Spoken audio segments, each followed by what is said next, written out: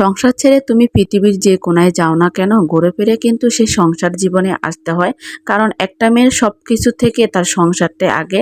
কারণ একটা মেয়ে নিজের থেকেও তার সংসারকে অনেক বেশি আগলে রাখে, অনেক বেশি ভালোবাসে, অনেক মায়া করে। সংসার হলো মায়ার জিনিস। এই মায়াটা না একদিন দুদিনে তৈরি হয় না।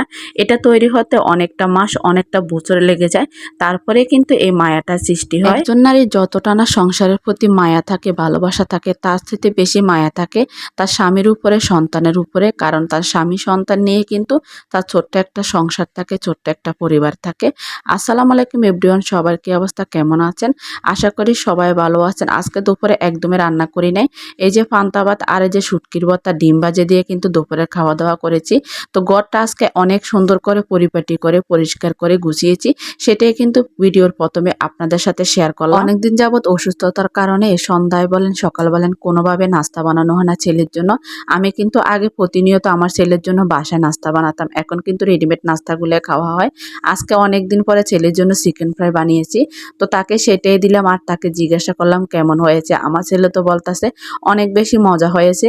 তো ছোট মুরগির যে লেগ পিসগুলো সেটি আমি অনেক দিন ধরে জমিয়ে রেখেছিলাম, সেগুলো আজকে চিকেন ফ্রাই করে দিলাম একদম ঘরোয়া মশলা দিয়ে। আসলে সময়ের অভাবে আপনাদের সাথে তেমন কোনো রেসিপি আমি শেয়ার করতে পারি না। বাচ্চারা কিন্তু মায়ের হাতের রান্না সবচেয়ে বেশি পছন্দ করে। মায়ের রান্না যেমনই হোক না কেন, প্রতিটা সন্তানের কাছে কিন্তু তার মায়ের রান্না অমৃতর মতো লাগে। সেটা আমার মাই হোক, আমার শাশুড়ি হোক বা অন্যজনের মাই হোক। তো এই তো আমার বাসায় কিন্তু নতুন আরেকজন সদস্য আছে, সেটা তো দেখতে পারতেছেন। সারাক্ষণ এরা দুইজনের জ্বালায় না আমি এত পরিমাণ অতিষ্ঠ থাকি। মাঝে মাঝে আমি এই বিষয়গুলা অনেক বেশি এনজয় করি। আপনারা কারা কারা করেন বাচ্চাদের দুষ্টামিগুলা আমাকে একটু কমেন্টে জানাবেন। যাই হোক, দুপুরবেলা তো তেমন কিছু রান্না করি না, এখন সন্ধ্যায় তো রান্না করতে হবে। আমার রান্নাঘরে জানালা দিয়ে দেখতে পারতেছেন এত সুন্দর ভিউ। রাতের ভিউটাও সুন্দর, দিনের ভিউটা সুন্দর। এই ভিউটা তো আমার অনেক আপু ভাইরা খুব বেশি পছন্দ করেন। তো ছেলের বাবা বলেছে শর্টকাট আলু ভাজি করতে আর মিষ্টি কুমড়া ভাজি করতে। আমার জামাই আবার মিষ্টি কুমড়া ভাজি, আলু ভাজি, ডাল এগুলো খুব পছন্দ করে। সে তত একটা মাছ মাংস আসলে খেতে চায় না। তো যেহেতু আমার শরীরটা খারাপ বলতেছে, তত একটা ঝামেলা করার দরকার নেই। শর্টকাট একটু সবজি টবজি ভাজি করা, শুধু রাতে একটু ভাত খেতে পারলে হয়। আসলে স্বামীরা যদি স্ত্রীর কষ্টগুলো বোঝে না, সেখানে আসে না কষ্টগুলো আর কষ্ট মনে হয় না।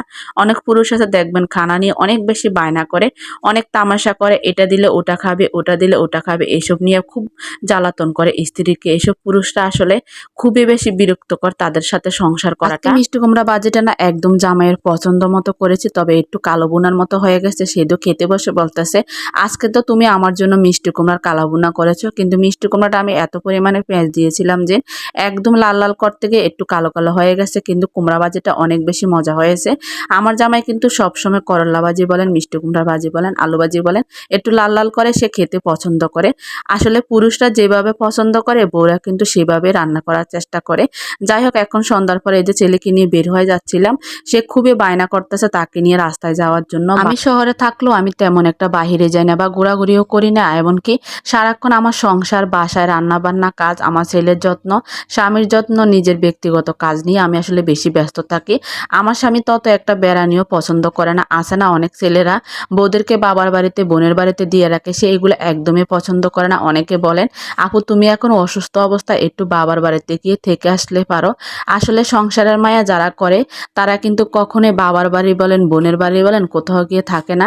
তাদের একটাই চিন্তা থাকে তাদের স্বামীকে কে রান্না করে খাওয়াবে, তার বাসার কি হাল অবস্থা, সংসারে কি না কি হয়ে যায়, সেটা ভাবতে ভাবতে আসলে একটা সময় আর বেড়াতে যেতে ইচ্ছেও করে না। যাই হোক, এই তো মা ছেলে রাস্তায় চলে আসলাম। রাস্তায় শুধু দেখি এত পরিমাণে জ্যাম লেগেছে, কারণ তেলের জন্য মোটরসাইকেলগুলো রাস্তার মধ্যে এমনভাবে সিরিয়াল ধরে দাঁড়ায়। গাড়ি আসার আগে কিন্তু তারা সিরিয়াল ধরে দাঁড়িয়ে থাকে, গাড়ি আসলে তারপরে তারা তেল নেয়। অনেক রাত পর্যন্ত কিন্তু চিল্লাচিল্লি হয়। আমার বাসা থেকেও কিন্তু মাঝে মধ্যে শোনা যায় দেশের মধ্যে যে কি একটা তেলের সংকট তৈরি হয়েছে। যারা আসলে গাড়ি চালায় তাদের জন্য কিন্তু খুবই বিপজ্জনক বেশিরভাগ মোটরসাইকেলগুলা, কারণ বেশিরভাগই মানুষ এখন মোটরসাইকেল ব্যবহার করে। তো এই তো আমরা মা ছেলে এখন রাস্তায় একটু হাঁটাহাঁটি করে তারপর কিন্তু বাসায় চলে যাব। আসলে ছেলের মন রক্ষা করা তার চাইতে বেশি কিছু না। যাই হোক, কথা হবে অন্য কোনো ভিডিওতে। সে পর্যন্ত সবাই ভালো থাকেন, সুস্থ থাকেন। আল্লাহ হাফেজ সবাইকে।